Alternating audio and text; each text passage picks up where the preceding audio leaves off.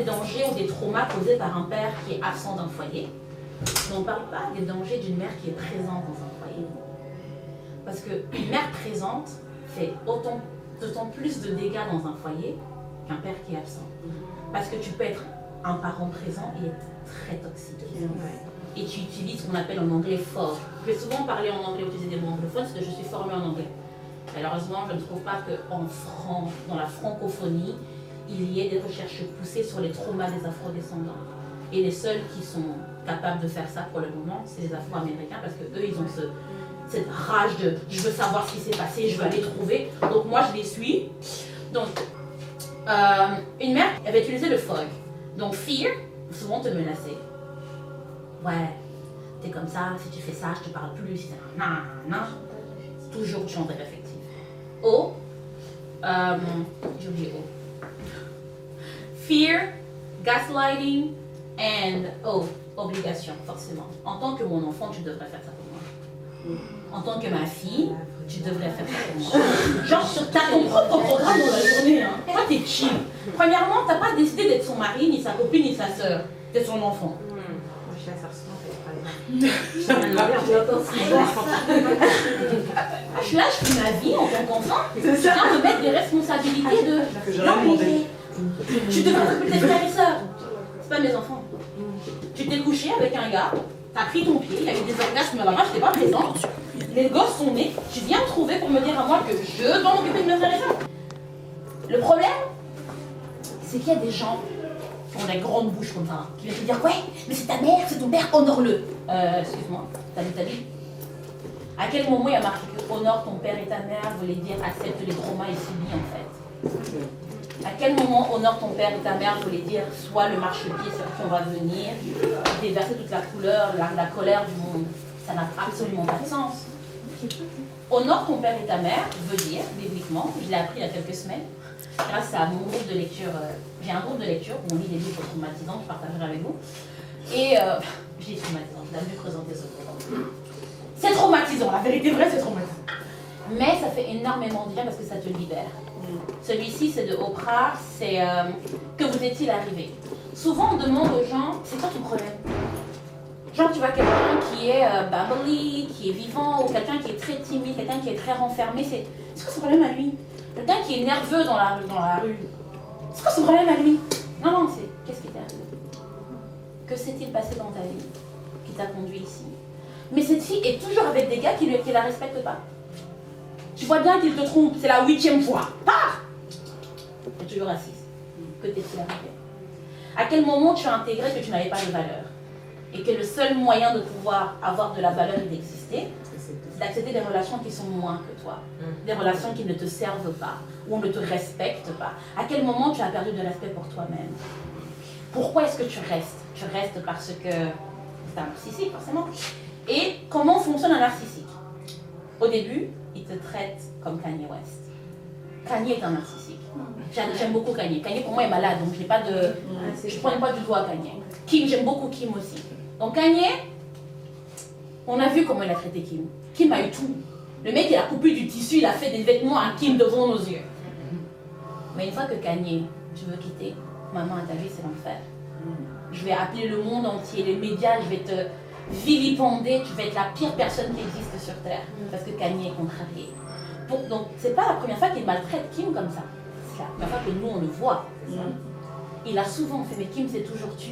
Parce que ce devoir de je vais protéger mon mari, je vais protéger mon mariage, tu vas protéger quoi, là? Va te ruiner le cerveau et ton estime de toi. Jusqu'au point où Kim ne se sent plus belle. Kim Kardashian, tu es le modèle que tout le monde regarde pour savoir si on est beau ou pas. Pas moi, parce que franchement, les hanches là, c'est pas pour moi. Mais Kim fait partie de Vogue. Kim, c'est Elle Magazine. Kim, c'est The Kim of the Kardashian. Tu mets les standards et puis les gens ils suivent. Kim ne se sent plus Kim parce que Kanye a invalidé que Kim était Kim. Pourtant, avant Kanye, Kim existait déjà. Quand tu fais confiance à quelqu'un qui est narcissique, il va réécrire ton identité. Et tu vas seulement te voir à travers ses yeux. Et ta beauté viendra seulement de ce qu'il voit. Ça peut être un parent, un ami, un collègue, un pasteur. Les pasteurs?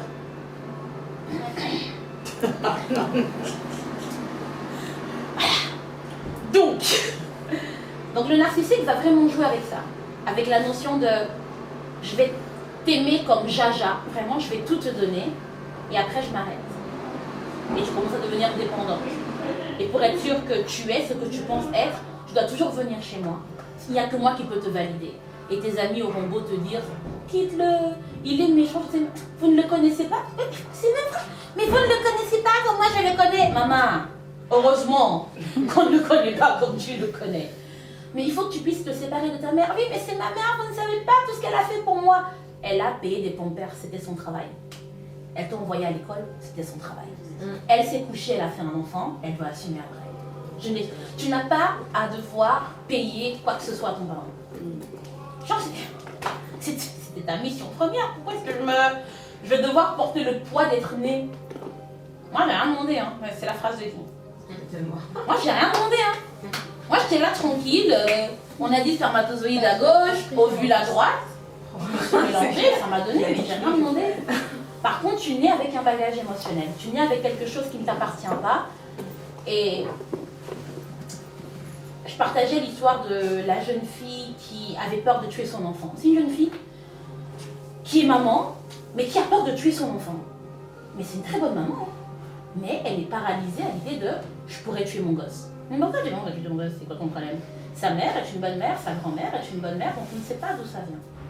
En fouillant, on se rend compte que quand sa grand-mère était enceinte de sa mère, il y a une bougie qui était sur la table et la bougie est tombée dans le couffin d'un bébé et a brûlé le petit. Mais elle n'était pas encore née, même sa mère n'était pas née. Sa grand-mère a stressé en se disant « j'aurais pu tuer cet enfant ». Mais elle n'en a parlé à personne. Elle a gardé ce trauma pour elle. Et c'est ça vraiment un trauma. C'est quelque chose qui change ta manière de voir Dieu, de te voir toi et de voir le monde. Et donc elle, dans sa tête, c'est « I was about to kill this child ». J'allais tuer cet enfant, donc je ne suis pas un bon parent. Mais elle n'a parlé à personne, elle a gardé. L'enfant après, il a survécu, il vit sa best life, il est un beau gosse. Mais le bébé qui est né avec une peur de « je pourrais ne pas être un bon parent, je pourrais tuer quelqu'un ». Mais c'est même pas le deuxième qui est affecté, c'est la troisième génération. La gamine, elle naît, elle sait pas pourquoi, c'est juste qu'elle panique dès qu'elle voit un bébé, se dit hey, il veut le tuer, ou il veut le tuer. Non, tu vas pas le tuer. Mais dès le moment où on l'a identifié, elle a pu mettre des mots dessus et aller voir sa grand-mère et lui dire mais non seulement pardonne-toi, mais c'était pas de ta faute. Un accident, qui n'a jamais eu d'accident? Ne pointez pas Ève, j'ai déjà dit là, laissez ma copine Ève tranquille. Dans ce jardin d'Éden, il y avait plein de choses. On n'était pas là. Elle aurait pu prendre un autre fruit, je sais. Mais Ève, elle nous a montré avec le temps et avec l'histoire qu'elle n'a pas abandonné. Parce que nous, quand on commet une connerie, pendant les 20 prochaines années, on va entendre ça dans nos oreilles. Mais Ève, plus jamais on lui a dit t'as péché. Parce que Ève s'est alignée. Elle a dit moi je suis une boss lady maintenant. Parce qu'elle est peur de boss. Elle sait qu'on l'attend avec un gang dès qu'on arrive au paradis. La maison de Ève.